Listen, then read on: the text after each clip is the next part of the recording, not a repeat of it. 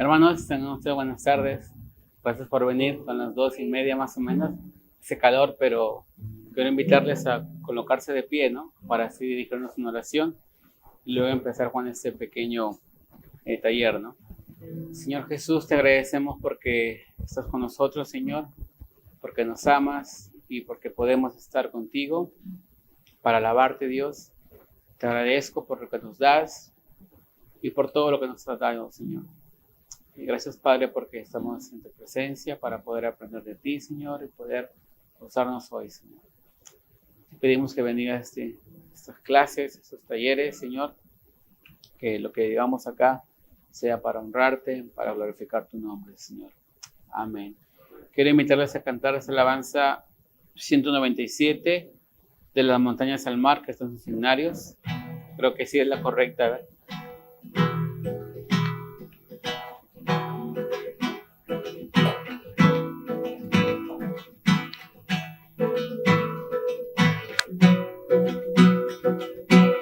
De las montañas al mar, así fluye tu amor en mí. Solo tu sanidad será lo que me hace revivir. Mis manos a ti alzaré, feliz estoy que estás en mí. De ti yo cantaré por tu misericordia. Cantaré de tu amor por siempre. Cantaré de tu amor por siempre. Cantaré de tu amor por siempre. Cantaré de tu amor por siempre.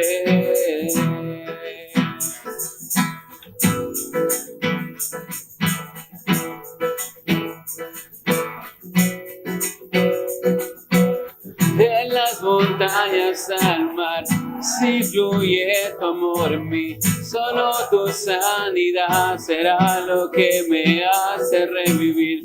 Mis manos a ti alzaré, feliz estoy que estás en mí. De ti yo cantaré por tu misericordia. Cantaré de tu amor por siempre. Cantaré de tu amor por siempre. Cantaré de tu amor por siempre. Cantaré de tu amor por siempre. Yo quiero celebrarte y danzar en ti el amor. Si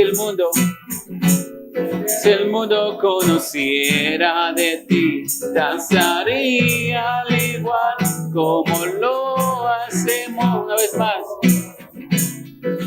quiero celebrarte y danzar en ti el amor. Si el mundo conociera de ti, danzaría al igual como lo hacemos hoy. Cantaré de tu amor por siempre. Cantaré de tu amor por siempre. Cantaré de tu amor por siempre. Cantaré de tu amor por siempre. Bueno, hermanos.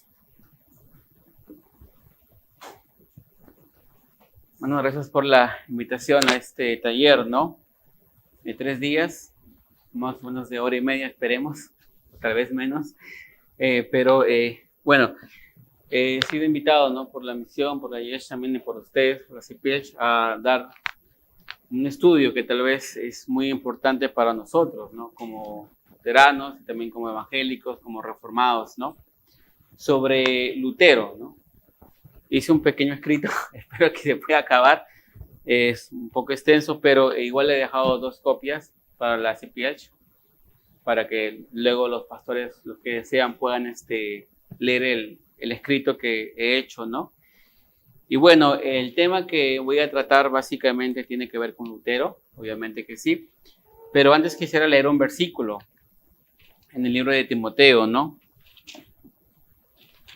Timoteo capítulo 2, perdón, segunda de Timoteo capítulo 3, versículos 16 y 17, ¿no? Que es un pasaje muy conocido por todos nosotros.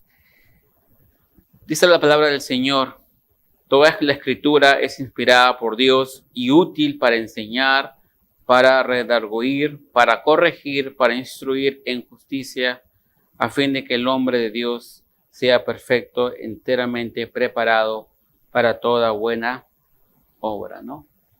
Lo importante de esta palabra es que dice la Biblia: toda escritura es inspirada por Dios, ¿no? Por Dios. Y bueno, voy a estar quizás la mayor parte del tiempo leyendo y explicando algunas cositas de este tema. El tema es conferencia sobre Martín Lutero, ¿no? Bueno, ustedes saben que en el mundo no ha existido descubrimientos muy importantes, ¿no? Uno de ellos ha sido el descubrimiento de América, la invención de la imprenta y obviamente también las 95 tesis, ¿no? Que han sido descubrimientos o eventos históricos que han marcado no solamente la historia de su época, sino a toda una generación, ¿no? Que siguen marcando hasta ahora, ¿no? En estos días, hermanos y hermanas, voy a estar hablando un poquito acerca de cuatro temas importantes más o menos. Más o menos importantes, ¿no? Pero antes quisiera darles algunas advertencias, ¿no? Este estudio, ¿no? No es un estudio de historia, tampoco es un estudio de teología. Más que todo es un estudio que se le llama teología histórica, ¿no? Porque vamos a estar viendo la teología en un contexto histórico, ¿no? Voy a estar tratando, como ven ahí en la pantallita, 4 temas importantes. Vamos a ver hoy día, vamos a tratar de ver la introducción al estudio de Lutero. Vamos a ver el contexto histórico de Lutero. Vamos a abarcar un poquito de la vida de Lutero. El día de mañana estaré viendo un poco de la teología de Lutero y finalmente la aplicación de Lutero, ¿no? Vamos a hablar cómo este contexto histórico, político, social, religioso influye, ¿no? En la vida de Lutero, ¿no? Y también vamos a ver lo que Lutero hace con la teología, ¿no? Cuál es su método de estudio, qué es lo que Lutero hace, ¿no? Con la teología, cómo llega a la teología que él hizo, ¿no? Cómo llegó esto, ¿no? Quiero empezar mi estudio, ¿no? Con la introducción al estudio de Lutero, ¿no? Algunas nociones generales, ¿no? Voy a estar hablando un poquito acerca de las causas, ¿no? Que dieron inicio a la reforma, ¿no? Así como un poquito acerca de la vida de Lutero, ¿no? Bueno, hermanos, ¿qué se puede decir de Lutero, no? En el año 2002, la revista Life, ¿no? Dice que Lutero es considerado como una de las personas o 3 personas más influyentes del milenio, junto a Tomás Alva Edison y a Cristóbal Colón. También la misma revista dijo que las 95 tesis de Lutero, clavadas en 1517, era uno de los 3 eventos de la historia que habían marcado a la humanidad en el último milenio, ¿no? Seguido del descubrimiento de América y la invención de la imprenta. Entonces, la historia de Lutero en la historia de la humanidad, más aún en la historia del cristianismo, tiene mucha importancia, ¿no? Cuando hablamos de Lutero, hermanos, hay que hablar en un modo imperativo, ¿no?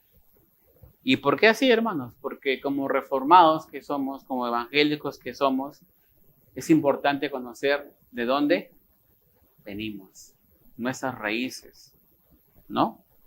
Aquellos que no saben su historia están condenados a repetirla, ¿no? Es un dicho que todos conocemos, ¿no? Bueno, ahora vivimos en una época de Facebook, de Twitter, de WhatsApp, de YouTube, de Instagram, ¿cierto? De Twitter. Hay muchas redes sociales, hay muchas páginas de información, ¿no? Y la información que ahora tenemos es abundante, ¿cierto? Hay bastantes libros, artículos, hay bastantes formas de cómo comunicarse, de cómo obtener información, pero paradójicamente, aunque tenemos toda esta información a nuestra mano, muchas veces esta información es meditada, ¿no? Y muy pocas veces esta información se convierte realmente en sabiduría, ¿no? Porque no sabemos elegir, ¿cierto? No la meditamos, no la analizamos. Vivimos en una época tan ajetreada, muy ocupada, como ustedes verán, ¿no? Muchas actividades en el trabajo, en la universidad, en la iglesia, incluso en nuestra casa, que a veces no nos sentamos a apreciar el valor que tiene la historia en nuestra vida. Por lo tanto, no aprendemos y no leemos y no pasamos tiempo con aquellos hombres de Dios que el Señor ha usado en la historia, ¿no? Que el Señor ha utilizado en la historia, ¿no? Vemos que Martín Lutero se levanta como un gigante, ¿no? En su contexto histórico, ¿no? Como un gigante de la historia, en el contexto en el que él vivió. Carl Truman dice, después de Agustín de Hipona, ningún teólogo, hombre de iglesia, ha influenciado más a la iglesia de Occidente a lo largo de los siglos que Martín Lutero, ¿no? Martín Lutero ha influenciado y sigue influenciando a la iglesia de Occidente, directa o indirectamente. Por eso es importante conocerlo un poquito más a fondo y ver realmente lo que él creía, ¿no? Y tal vez vamos a sorprendernos en estos 3 días que tal vez nuestras creencias no van de acuerdo con lo que Lutero creía. Entonces va a ser una forma también de volver a refrescar nuestra doctrina, teología, nuestra forma en la que estamos haciendo las cosas y ver si realmente Lutero creía como ahora creemos, ¿no? Peter Blows de Blows escribió, somos como enanos sentados en hombros de gigantes. Gracias a ellos vemos más lejos de lo que ellos lo hicieron. Ocupándonos en la lectura de los tratados antiguos, tomamos sus pensamientos más selectos y aunque están enterrados por el tiempo y la desdicha humana, los traemos de regreso, por decirlo así, de la muerte a la vida. A través de los escritos de los grandes hombres de Dios, cuando leemos a Lutero, a Calvino, traemos de vuelta a la vida, ¿no? Sus pensamientos, ¿no? En esta época, luego de 500, 600 años, ¿no? Traemos a la vida sus escritos. Lutero, hermanos, no era una persona que vivía aislado del mundo, ¿no? En una torre, en un castillo alto, escribiendo teología, sino que él vivía también en un contexto, ¿no? Lutero era padre, esposo, teólogo, político, polemista y, si fuera poco, escritor y predicador. Era un hombre multifacético. Y es desde esa perspectiva que vamos a tener la bendición de aprender de Lutero, desde muchos puntos de vista, ¿no? Como predicador, como teólogo, como padre, como político, como esposo, como escritor y cómo causaba polémica, ¿no? Y ahí he apuntado algo. Problemas al interpretar a Lutero en nuestro mundo latino, ¿no? En nuestro mundo latinoamericano, ¿no? Tendemos a ser muy selectivos con lo que tomamos de los personajes históricos, ¿no? Ustedes saben eso, ¿no? Usualmente lo que tomamos en cuenta de Lutero es solamente su doctrina de la justificación. Solamente recordamos la doctrina de la justificación y olvidamos todo lo demás que él dijo de su contexto, haciéndolo como si los teólogos fueran solamente un conjunto de ideas sueltas. Y es algo que no se debe hacer. La teología, como dice ahí, la teología es producto de la persona. No podemos dividir, no podemos disociar la teología de la persona. La teología es una consecuencia de la persona y la persona es consecuencia de su ambiente social y político. Esa es la primera cosa que no debemos hacer en cuanto a Lutero o cualquier hombre de la historia. No podemos disociar la teología de la conducta humana, de su contexto. Por ejemplo, voy a adelantarme un poquito más. ¿Por qué la teología de la prosperidad no surgió en la Edad Media y por qué surgió en el siglo XX, XXI? ¿No? Para pensar un poquito, ¿no? Entonces, hermanos, vemos ahí que no hay que ser selectivos cuando estudiamos la historia de un hombre de Dios. Vivimos en una época en la que se habla de reforma, ¿no? La reforma, hemos celebrado hace 5 años atrás la reforma, ¿no? Se llenó de carteles, de anuncios publicitarios, de conferencias, de fiestas, ¿no? Pero la pregunta que tengo para ustedes esta tarde es, ¿no? ¿Creían? ¿Realmente creían ellos de la misma manera que nosotros creemos? ¿Realmente serían evangélicos luteranos del siglo XXI y harían todo lo que nosotros hacemos de la misma manera de como lo hacemos? O quizás podemos reducir todo y ponerlo en un saco con una etiqueta de 5 puntos. Bueno, mi argumento es que no. No, tal vez si Lutero apareciera hoy día por esta puerta, ¿no? Y entrara a nuestras iglesias y viera cómo la liturgia, el orden de servicio es hecha en la mayoría de nuestras iglesias, probablemente estuviera escandalizado, ¿no? Nos llamaría hermanos de un espíritu diferente, ¿no? Como en algún momento lo hizo con Zwinglio. Y a menos que podamos interpretar, hermanos, a Lutero en su propio contexto, no vamos a poder aprender de él. Si no, vamos a tender a recrear un Lutero en nuestra imagen y nuestra propia semejanza. Estos días es lo que yo quisiera compartir, ¿no? Es que nos sentemos a los pies del reformador y decirle, hermano Martín Lutero, enséñanos. ¿Qué creías? ¿Cuáles eran tus principios? ¿Qué era tu base, ¿no? ¿Qué creías? El segundo problema al interpretar a Lutero, hermanos, es de que él escribió por 40 años. Mucho tiempo, ¿no? Nosotros, digamos, creemos un poquito por ahí, ¿no? Lutero escribió casi por 40 años. Y al menos lo que yo tengo, hablo de mí, yo tengo al menos 55 volúmenes en inglés. Es la versión estándar. Muy aparte de sus cartas que él escribió, sus escritos, que suman más o menos unos 65 volúmenes. Y aquí viene la cuestión, ¿no? Que a veces es un poquito complicado, a unos dicen, saber con exactitud qué pensaba Lutero sobre un punto, ¿no? Esa es la crítica que se le hace, ¿no? Y por eso que muchas personas dicen que Lutero se contradecía, ¿no? Pero la verdad es que no. Lutero siempre tuvo una teología muy definida, sin contradicciones. Siempre fue claro su teología. Sabía lo que escribía, sabía su contexto. Fue un hombre de carácter muy agudo, ¿no? Muy directo. Vamos a verlo luego, ¿no? Entonces, Lutero no tenía ninguna contradicción. Entonces, hermanos, decía, ¿no?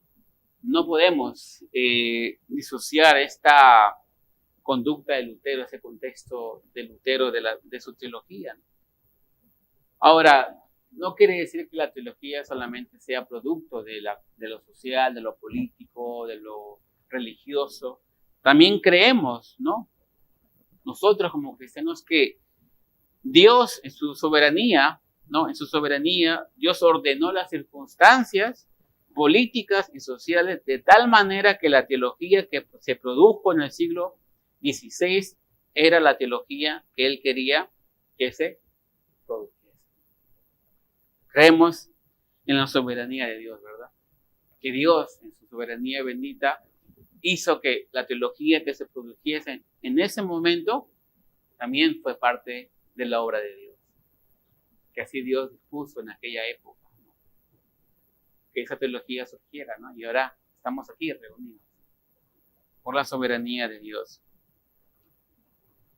Entonces, hermanos, hay algunas preguntas que hay que hacernos, ¿no?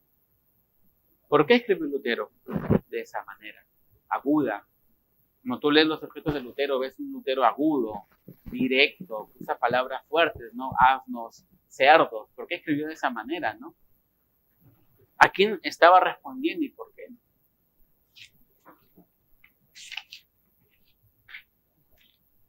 Son preguntas que debemos, hermanos, estar ahí. Tengo aquí 4 preguntas, no sé si logran ver, está muy chiquita la letra. Pero para que ustedes puedan ahí pensar un poquito, unos 3 minutitos, tengo 4 preguntas. Dice, ¿por qué creen que es imperativo hablar de Lutero? ¿Por qué crees que no analizamos la información que tenemos hoy en día? ¿Cuáles son los errores más comunes al querer interpretar a Lutero? ¿Por qué es importante mirar y estudiar la historia para la iglesia de hoy, ¿no? Son 4 preguntas que pueden compartirlas ahí en pareja, porque somos poquitos. Tienen unos 3, 4 minutitos. A ver, algo que hayan resumido de esta primera parte chiquita. Les voy a dar unos 4 minutos, hermanos, para que puedan ahí pensar un poquitito. Y quiero entrar un poquito al contexto de Lutero. Cuando estudiamos el contexto de la vida de Lutero, hermanos, necesitamos comenzar con otra pregunta, ¿no?, que quisiera hacerles. Al pensar en Lutero, o su teología, o la Reforma, déjenme preguntarles algo, ¿no? ¿Por qué la Reforma surgió en el siglo XVI y no en el siglo XIII, o el siglo IX, o el siglo XXI, digamos? ¿Cuáles fueron los factores que condicionaron que el siglo XVI se diera como consecuencia algo que conocemos como la Reforma? Son 2 preguntas, ¿no?, antes de iniciar con este contexto de Lutero, para que ustedes vayan un poquito pensando, ¿no? ¿Por qué la Reforma no se da después ni antes, ¿no? Porque antes ustedes saben que ya había, ¿no?, ciertas personas que estaban intentando, ¿no?, reformar, intentando cambiar. ¿Por qué no se da antes y por qué se da justamente en ese periodo? Son 2 preguntas que nosotros podemos ir un poquito pensando y luego responder un poquito, ¿no? Y a menos que entendamos las causas de la Reforma, no vamos a entender la Reforma, ¿no? Mientras no entendamos las causas que originaron la Reforma, es probable que nosotros no lleguemos a comprender por qué la Reforma se da en ese contexto, en esa época, ¿no? ¿Y por qué surge la justificación en la época medieval? Porque recuerden, chicos, hermanos, que Lutero no fue acusado de hereje. Eso es falso. A Lutero no se le acusó de ser hereje. ¿Por qué? Porque la teología de la justificación no existía en la Edad Media. Lutero fue la que la desarrolla. Lutero no fue juzgado nunca por herejía. Jamás a Lutero se le acusó de hereje. Porque Lutero no se le podía acusar por la justificación, porque no existía una teología como tal como la justificación. Lutero fue la que la expone, ¿no? Entonces a veces nosotros pensamos que ya existía una teología de la justificación y que Lutero fue acusado por herejía. No fue acusado por eso, ¿no? Luego lo vamos a ver un poquito más adelante, ¿no? Entonces, hermanos, por ejemplo, ¿no?, si yo voy al contexto actual, hemos escuchado nosotros de la teología de la prosperidad. Claro, cierto, todos sabemos la teología de la prosperidad. Una pregunta, ¿qué proponen? ¿Y por qué la teología de la prosperidad surgió en el siglo XX y no en el siglo XII? ¿Por qué surge ahora, en este siglo, y no surgió antes, ¿no? Otra pregunta para que ustedes piensen un poquito. Entonces, hermanos, si nosotros no nos detenemos a pensar un poquito, ¿no?, en las causas de la teología de la prosperidad, por ejemplo, en esta época actual, es muy probable que no podamos dar una respuesta a la teología de la prosperidad. ¿Cómo cristianos? ¿Cómo podemos responder a aquellos que hablan de la prosperidad, que hablan de esta cuestión de que el hombre es el centro de todo y que Dios tiene que trabajar para ti y que tú puedes, ¿no?, mensajes motivacionales en una época actual?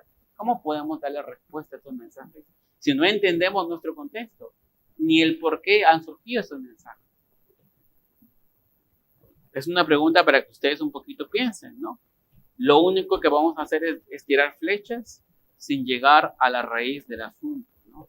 Y es lo mismo cuando estudiamos historia. La historia no solamente es un conjunto de hechos que ocurrieron, sino que hay que pensar un poquito en la razón por la que ocurrieron. De dicha manera, a fin de poder sacar un paralelo contra nuestra propia vida y entender nuestro contexto, ¿no? ¿Por qué pasó esto? ¿Por qué Lutero en su época clava las 95 tesis? ¿Por qué surge la teología de la justificación? ¿Qué lo lleva a hacer eso? ¿Cuál fue la razón, el contexto histórico que Lutero hace eso, ¿no? Porque hubo una razón. Y a menos que entienda uno su contexto, no va a poder dar una solución tangible. ¿Cómo podemos dar una solución, una respuesta, ¿no?, a la teología de la prosperidad? Hablaba un poquito ahora más previo con Fede, ¿no?, que abundan muchos libros cristianos, entre comillas, que hablan de Dios, pero que no son bíblicos. Que podrían utilizar la Biblia, ¿no?, pero que su mensaje, su hermenéutica, su interpretación no está fundada en la Biblia, ¿no? Lutero fue uno de los reformadores que estuvo muy en contra de este humanismo que se levanta contra Dios. Por eso que hay un libro que él escribe, ¿no?, La esclavitud de la voluntad, donde le da con palo a Erasmo, ¿no?, el rey del humanismo. Lo vamos a ver un poquito luego, ¿no?, del libre albedrío, ¿no? Vamos a ver qué pensaba Lutero en base a eso, ¿no? ¿Por qué ahora se habla, hermano, de una reforma en Latinoamérica y no se hablaba, por ejemplo, antes? Ahora se habla de mucho de la reforma, ¿no? Hablamos mucho de eso, pero ¿por qué no hablamos antes, no? Entonces, hermanos, es importante saber nuestro contexto, porque si no, vamos a estar condenados a repetir, ¿no?, los errores del pasado, ¿no? Entonces, hermanos, ¿por qué surge la reforma? ¿Por qué surge la reforma? ¿Cuál es el contexto histórico de la reforma, no? Yo he colocado allí algunas cositas que vamos a ir analizando en este estudio, ¿no? Uno de los factores del siglo XVI, hermanos, ¿qué pasaba en el siglo XVI? Era un pesimismo generalizado y cambios teológicos. Hacia el final del siglo XV se vivía un sentimiento de pesimismo generalizado en toda Europa. ¿Por qué? Las múltiples guerras, como la guerra de los 100 años entre Francia e Inglaterra, hay un contexto histórico, ¿no?, habían dejado un pesimismo fuerte, ¿no? Este pesimismo, esta negatividad que surge a raíz de las guerras entre Inglaterra y Francia en Europa, ¿no? La decadencia del papado, la peste bubónica, había hecho mella en el sentimiento y la manera de mirar la vida de la población europea del siglo XV y XVI. Miren, esos tres factores, ¿no? La peste bubónica, todos hemos escuchado, ¿cierto?, en historia, ¿no?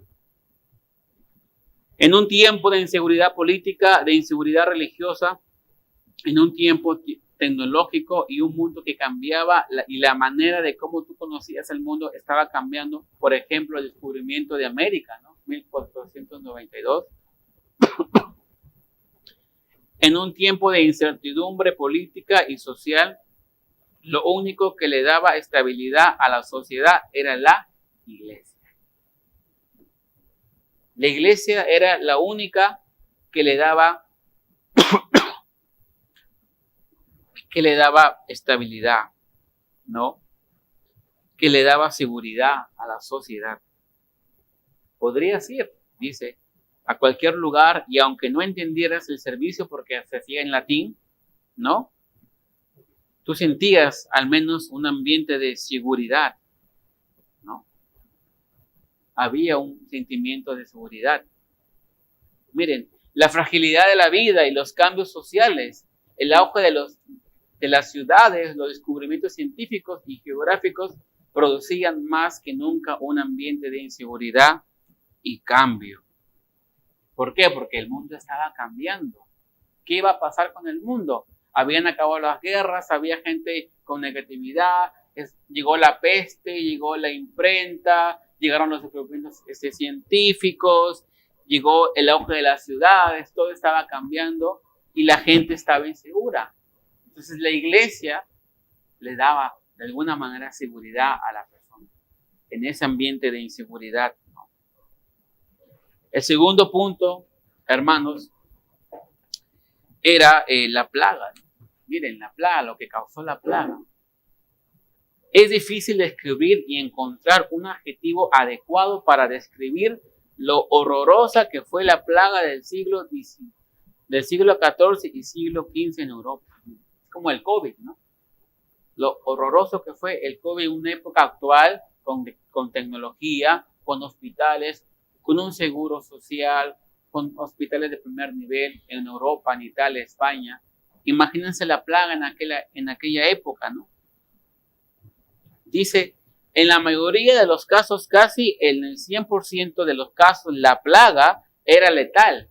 1/3 de toda la población europea del siglo XIV falleció como consecuencia de la peste bubónica. 1 de cada 3 personas murió como consecuencia de esta peste bubónica. La plaga fue vista como una consecuencia del juicio de Dios. La ira de Dios estaba siendo derramada por los pecados de la gente. La plaga fue vista como un juicio de Dios sobre los pecados de la humanidad. Y la muerte que causó esta plaga, ¿no?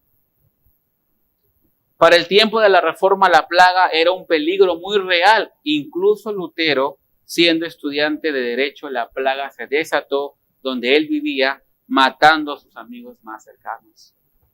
Ahora quiero que se pongan a pensar, hermanos, porque esto es muy importante para comprender el origen de las indulgencias y entender a Lutero. Dice, tan pronto como la plaga llegaba a una ciudad, tú tenías que dejar esa ciudad o estabas condenado a morir en ella. Déjame ponerte un ejemplo. Si supongamos que vivías en Pomalca, ¿no? En el siglo XIV, Pomalca, o el siglo XV. Tenías solo unos días para huir de Pomalca y irte a Cajamarca, o a Chepén, o a Lima.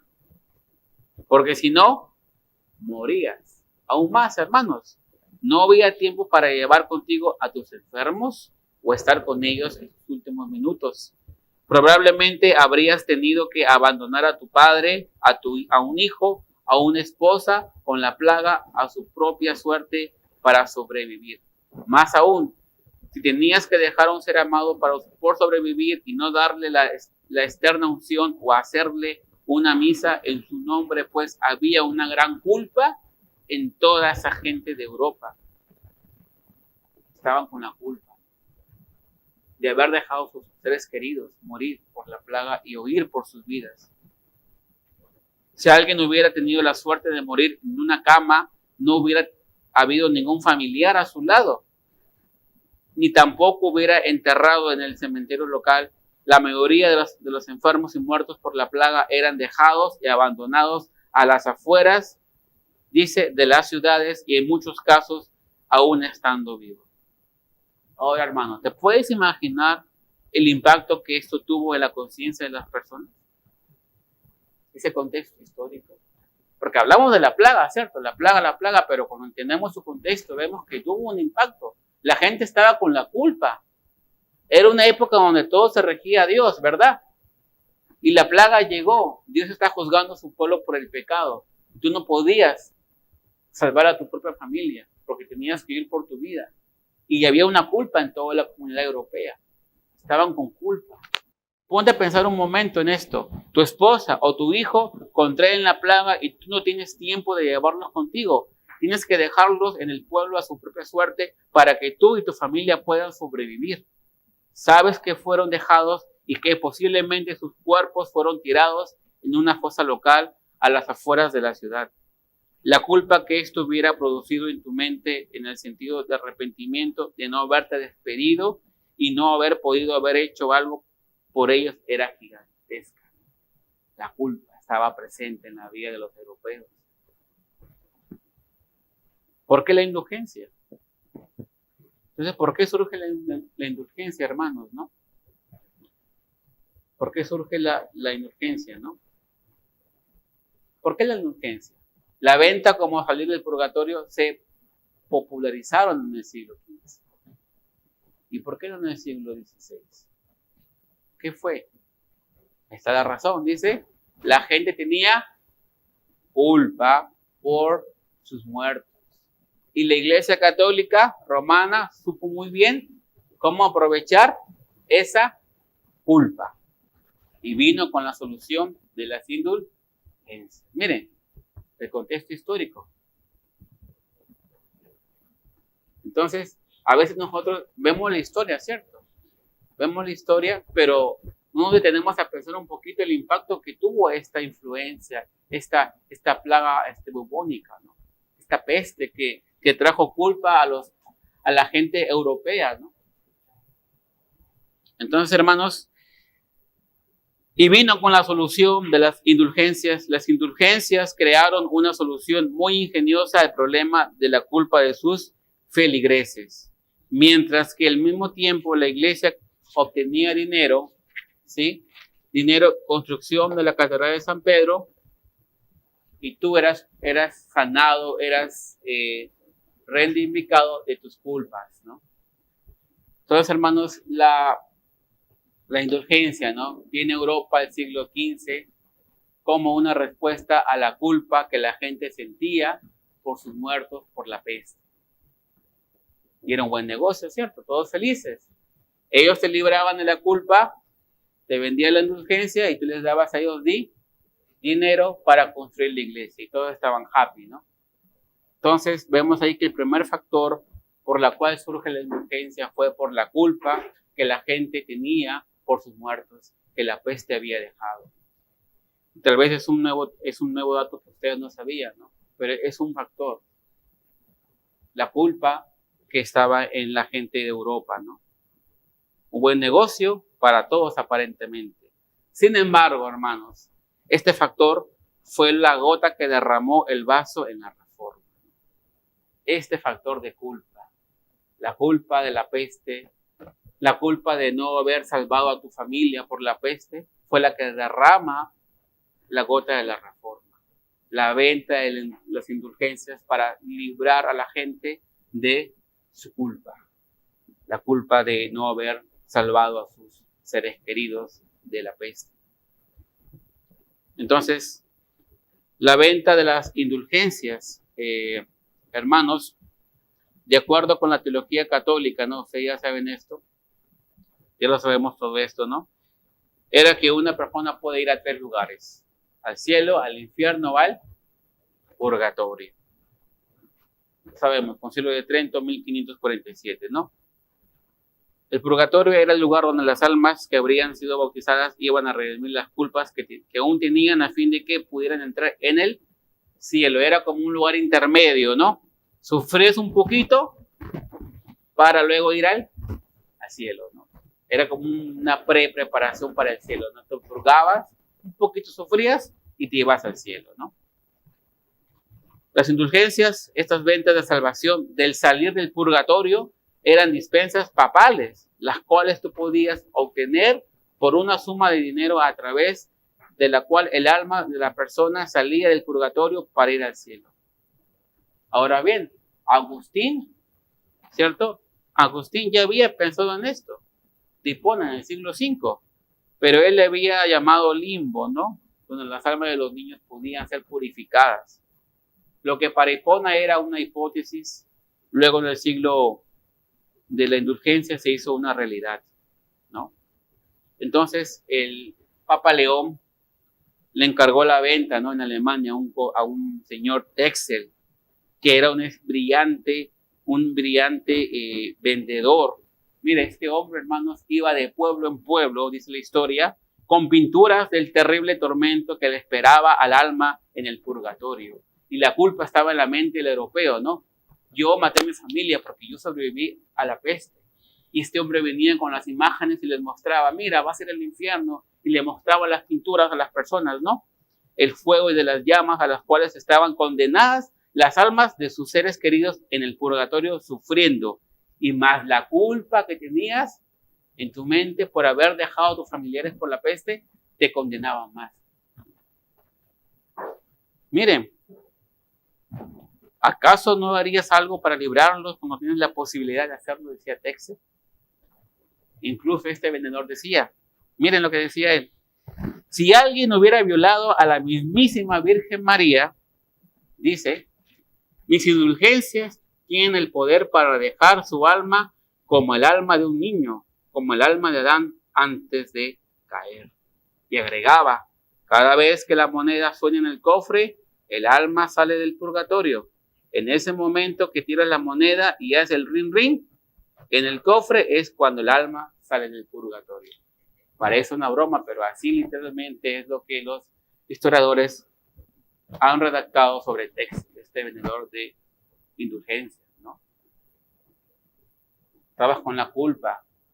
Tú dejaste de ir a tu familia por el COVID, los mataste, te salvaste del COVID, los dejaste en UCI, ahí muriéndose. Venía a Manuel y te vendía la indulgencia. Mira, aquí vas a ir al infierno, y te mostraba la imagen, ¿no? Con las llamas. Tú estabas culpado, estabas condenado.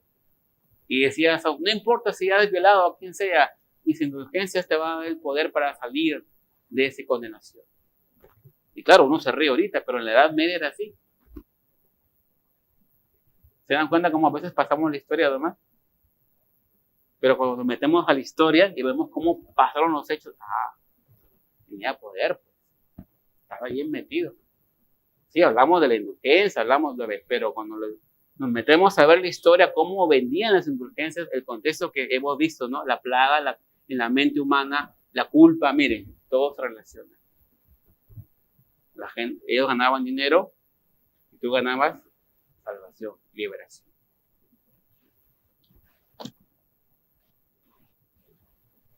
Un dato más.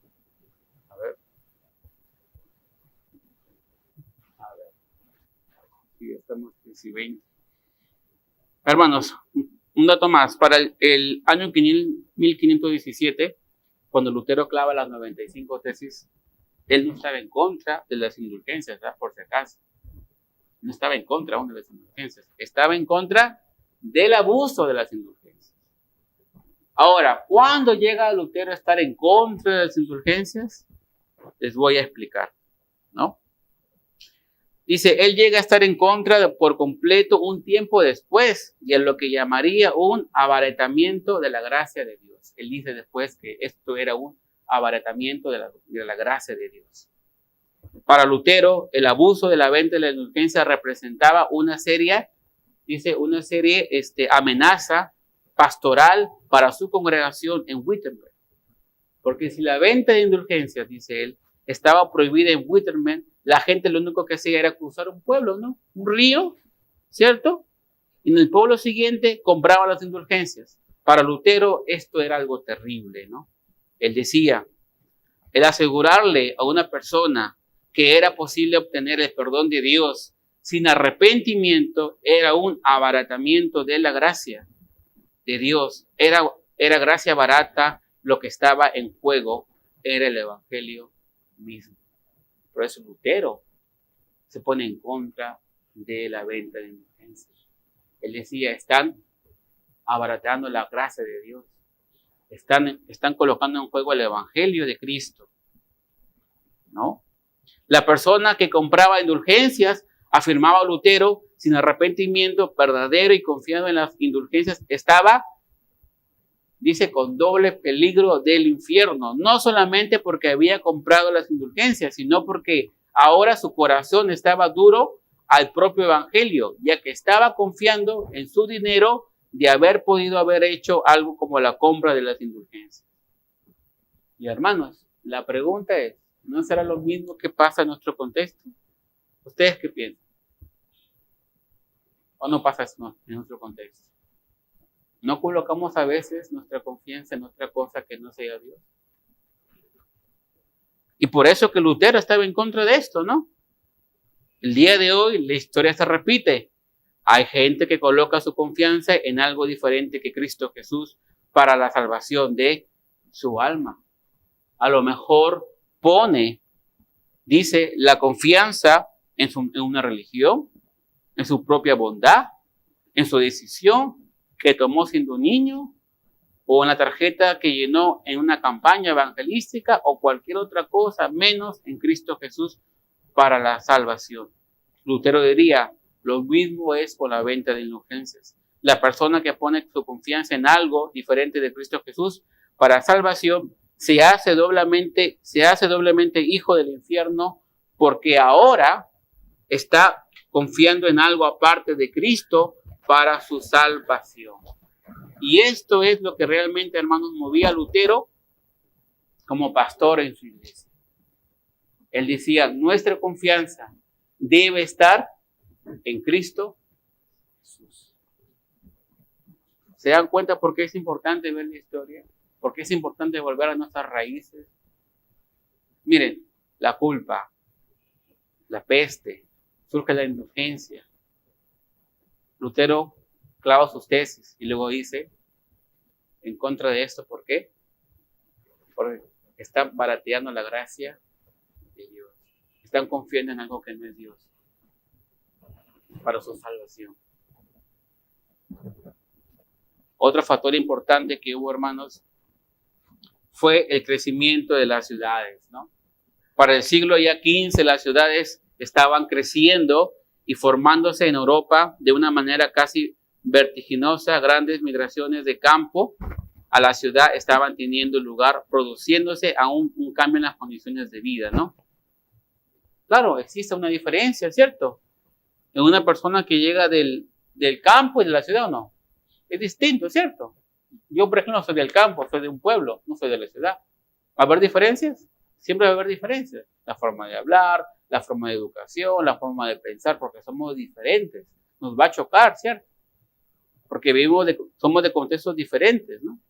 Mientras que el hombre del campo se basa en las estaciones, las cosechas, los campos.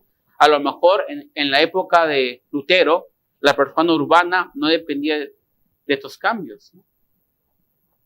Ya habían los libros, la imprenta, ¿no? Los de la ciudad tenían acceso a los libros. Por eso que Calvino y Lutero, que vamos a ver un poquito después, Calvino, su teología es un poco distinta porque Calvino no era de pueblo, ¿era de qué? De ciudad. Lutero era de pueblo, hermano. No olvidemos eso, ¿eh? Lutero no era de ciudad, era campesino. Y ahí creo que también hay un error, ¿no? Lutero no era de ciudad, era de pueblo. Era un joven de pueblo. Se crió en el pueblo. Se dice que en el siglo XV más o menos el 5% de personas podían leer un libro, lo de la ciudad. Los demás estaban condenados a escuchar lo que sus padres les decían. No había libros, no podían leerlos, eran analfabetos. Entonces, hermanos, la manera de cómo hubieras adquirido conocimiento era a través de tu abuelo, tu padre. Mientras que en un contexto de ciudad es completamente diferente, ¿no? Hay libros, hay bibliotecas, estaba todo allí. Me imagino que la mayoría de aquí está casado, ¿cierto? Bueno, yo no, pero algunos sí, ¿no? Por ejemplo, si yo les preguntara ¿a qué edad conoció a su esposa? Yo las conocí a los 30, por ejemplo, ¿no? A los 22, a los 25. En la época de Lutero no era así. Nacías en ese pueblo y ahí te casabas, ¿no? Jugaban de niños de 5 años los dos, van creciendo. Y como no había muchas casas, ¿no? Como en Europa, ¿no? Las casas son distanciadas en el campo, de verdad. Te casabas con los que estaban a tu alrededor. Porque no había más opciones. La gente no viajaba más allá de 5 o 6 kilómetros. Vivía en su área, ¿no? Era diferente. Te casabas con la hija del granjero de lado, ¿no? Era lo normal, era lo común en esa época, ¿no? Y no había muchos libros. Y no había el transporte, ¿no? Entonces, mira, esto afectaba, ¿no? A la gente que vivía en la Edad Media y también afectaba a Lutero. Por eso es importante, dice, entender que Lutero, antes de todo, que era un hombre medieval, no era un hombre moderno. Recién estaba llegando el humanismo con Erasmo de Rotterdam, ¿no? Era un hombre medieval, del siglo de la Edad Media. Él creció en un contexto medieval y él pensaba como rural, era de campo, no era de ciudad, ¿no? Mira, y aún más, esta es una información que tal vez muchos no sabían. Dice, si tú no crees en hadas, duendes y que el diablo se podía aparecer en tu cuarto, probablemente Lutero no te hubiera caído bien. Porque Lutero creía en esto. Era del pueblo. ¿Se dan cuenta por qué es importante analizar a Lutero? No solamente su doctrina de la gracia, pero como persona. Él creía en esto. Y eso es lo que diferencia a Lutero de otros reformadores como Calvino, ¿no? Que estaban en Ginebra, ¿no? Una de las ciudades más importantes, con mucho transporte y con mucho comercio, ¿no? Lutero estaba en Wittenberg, un pueblo que con la justa llegaba a 2.000 personas, con una formación más rural, minera. Su padre era un minero tosco, mientras que Calvino tenía otra formación. Es importante, ¿no?, para entender a Lutero y su contexto histórico. Lamentablemente el tiempo se acaba rápido, pero voy a acabar con este poquito más, hermano Cedric, que luego tenemos un break también, que luego hay otro estudio. ¿Sí? Otro punto, hermanos, que quiero hablar un poquito más, otro factor fue la invención de la imprenta, ¿no? ¿Te puedes imaginar una vida sin libros? Sin Biblia, sin libros de historia, sin libros de medicina, sin libros de física, de geopolítica, de teología. ¿Cómo cambiaría tu vida? Sería brutal, ¿no? Aún más, ¿qué haríamos, hermanos, cuando estuviéramos desolados, deprimidos y no hay Biblia para leer? ¿Cómo encontraríamos nuestro sosiego ante la vida? No hay Biblia. Nadie nos predicó. Nos olvidamos lo que nos dijeron. No hay Biblia para leer. ¿Cómo podría alimentar mi alma cuando estoy yo en una desesperación? Mira, cambiaría totalmente mi vida si no hubiera libros, si no hubiera Biblia para leer, no estuviera desanimado. La imprenta causó un cambio terrible, ¿no? Se imprimían, dice que se incrementaron de 20 a 50 en los 50 años posteriores a la impresión de libros, ¿no? Los libros impresos de 1460 al 1500 fueron superiores a todos los libros copiados, ¿no?, al inicio del cristianismo, ¿no? Increíble, ¿no? Entonces, esto fue lo que hizo posible que Lutero distribuyera su teología, tesis, lo que no tuvo Juan Hus, que fue quemado hace 100 años. La imprenta fue lo que a Lutero le dio la posibilidad. Entonces, el rol que la imprenta tuvo en el avance de la reforma, hermanos, no debe ser subestimado. ¿Cómo explica la reforma causada por Lutero si no hay los libros para leer, si no hay el conocimiento de Lutero para que se transmita a otros? Había imprenta, se imprimían y la gente podía acceder al conocimiento. ¡Wow! Decía, ¿qué está pasando, no? La gente estaba abriendo sus ojos. La imprenta fue un gran avance. Karl Barth, dice él, la reforma se parece a esto. Imagina por un momento que un monje entra a una catedral, pero este monje entra en la catedral, pero él no quiere hacer ruido, quiere pasar desapercibido en la catedral, no quiere que nadie se entere de sus pasos. Y él entra en la catedral sigilosamente y empieza a caminar, pero está completamente oscuro. Pero él de alguna manera está tratando de encontrar su camino a la catedral para poner su protesta lo más callado que puede sin que nadie se entere. De pronto este monje siente que tropieza con algo, está perdiendo el equilibrio y para no caer y evitar hacer un ruido en la catedral, se coge de algo para evitar caer y hacer ruido, sin darse cuenta que aquello de lo que se coge era la cuerda del campanario, ¿no? La cuerda del campanario, ¿no? Y eso probablemente fue lo que ocurrió con Lutero y las 95 tesis. Lutero clava las 95 tesis el día anterior de Todos los Santos, esperando una controversia local con otros maestros de Wittenberg, ese pequeño pueblo. Se va a dormir y sin que él se entere, estas tesis llegan a la publicadora e imprenta y en los primeros meses más de 10,000 copias de las tesis se imprimieron.